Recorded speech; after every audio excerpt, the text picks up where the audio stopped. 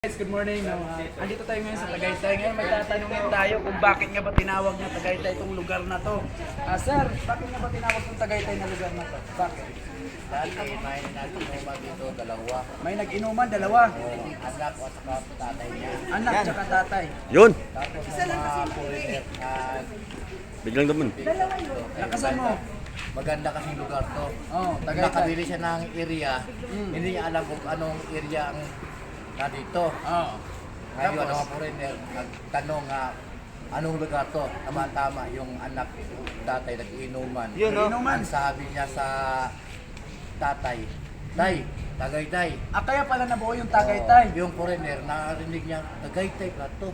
Nagtanong sa sana. Oh. Nagawa na siya ang tuwan. Ilagay yan doon nga, sabi niya, Tagaytay. Kaya Yun! pala. Yun! Ngayon alam niyo na kung bakit tinawag na Tagaytay ang lugar na to, no? Ayun! Thank you, sir. Galing mo. Ang lupit! Tagaytay! Tagaytay! Tagaytay!